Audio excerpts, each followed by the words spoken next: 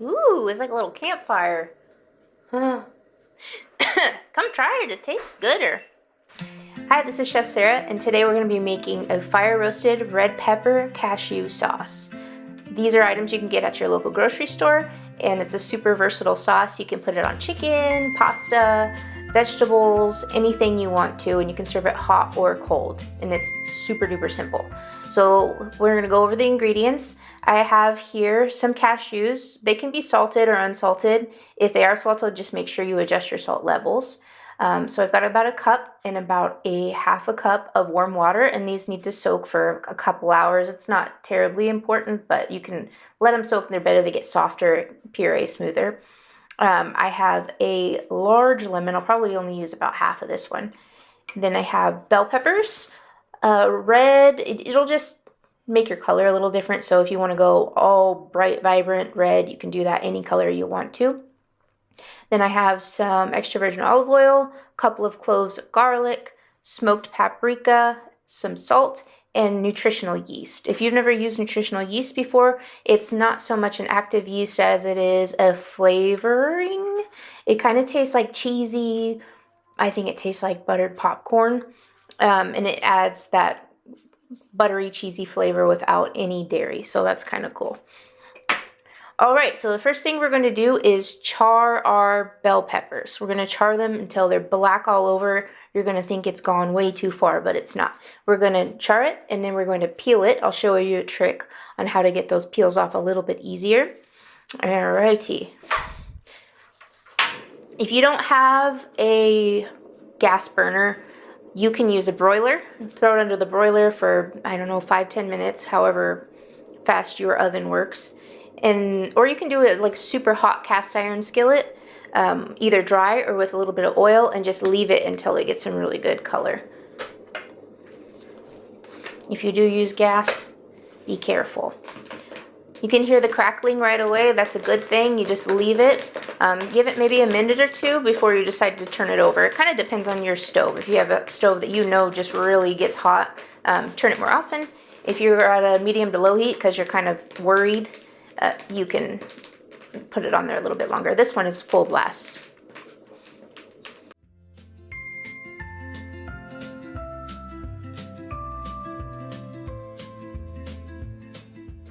Okay, so our peppers are all charred. It's been probably about 5 to 10 minutes.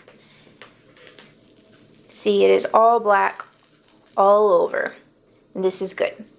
So one thing that you can do to kind of help peel it a little easier is steam them. So how you're going to steam them is just grab some plastic wrap while they're still super hot and wrap it. And you'll leave these to set maybe 5 minutes, and then you can easily peel the outside skin off.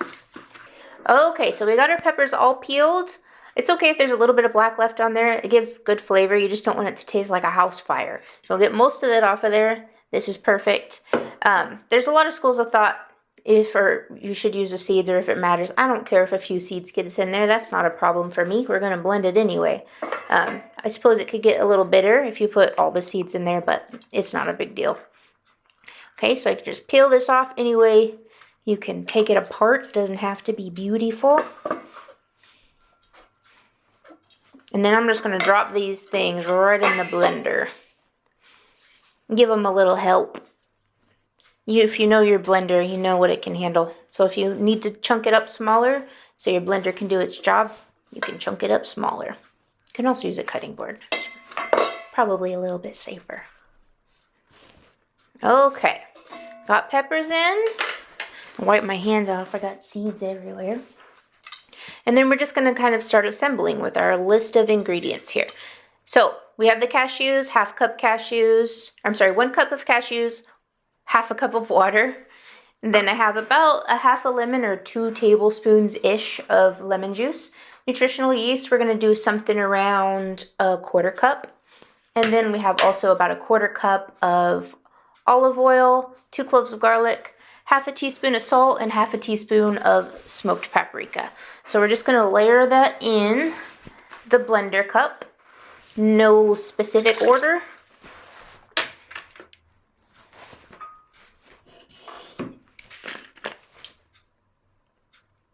And you can definitely adjust to taste. If you try this and you think it needs to be in any certain direction, you can definitely do that. A cup of olive oil.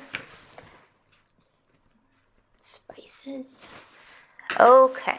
And if you don't have a lemon juicer of any sort, squeezer, reamer, whatever, you can use a fork. I use this all the time. I don't own a citrus juicer. I have too much junk already. So this is perfect. Use a fork, push it in the center, down to the bottom, squeeze and turn, and it does awesome. And I'm just using a sieve so it catches all the seeds. Ooh, you guys didn't see that, but the lemon oil just went. All right, I got my trash bin over here. Everything can sit. Okay, now we're gonna blend. We're gonna look for a smooth consistency. You can, of course, adjust if things are looking too thin, too thick. It's all pretty flexible. Okay, so we start slow, just like your car, right? You wouldn't go from first gear to fifth gear, so we're gonna work through the cycle. So we're gonna start by grading on mine, or the lowest setting, and then just move up.